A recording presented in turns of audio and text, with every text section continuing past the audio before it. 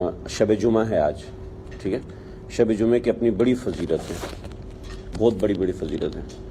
تو ہاشم ٹھٹوی رحمۃ اللہ علیہ انہوں نے لکھا ہے کہ کسی کو شب جمعہ ملے اور 27ویں شب ملے تو سورہ دخان 7 مرتبہ پڑھ لے۔ سورہ دخان 7 مرتبہ سورہ دخان پڑھ لے، اس کے بعد 1000 مرتبہ درود شریف پڑھ لے، کوئی بھی۔ انہوں نے تو ایک مخصوص درود شریف لکھا ہے، لیکن آپ کوئی بھی درود شریف پڑھ لیں۔ فرمایا کہ انشاءاللہ ایسے بخشش ہوگی کہ انسان سوچ بھی نہیں سکتا۔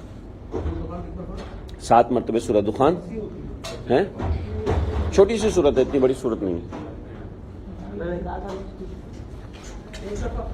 7 مرتبہ، ٹھیک ہے۔ سورہ دخان 7 مرتبہ، کوئی بھی درود شریف، درود و سلام ہو، کوئی بھی ہو، 1000 مرتبہ، ٹھیک ہے۔ یہ عمل تو کرنا ہے۔ اس کے علاوہ ایک عمل کر لیں آج رات میں صلاۃ التسبیح کا، ٹھیک۔ اور ایک عمل اور کر لیں 14 سجدوں کا۔ قرآن مجید میں 14 سجدے ہیں نا۔ ایک سجدہ پڑھا، پہلے 2 رکعت نماز پڑھیں، پھر ایک سجدہ پڑھیں، پھر سجدہ کیا، پھر دوسرا سجدہ پڑھا، سجدہ کیا، یوں 14 سجدے قرآن مجید کے پورے کریں، ٹھیک ہے۔ 14 سجدے پڑھنے کے بعد آدھے سے پونا گھنٹہ دعا کریں۔ بس یہ 4 عمل آج رات کریں۔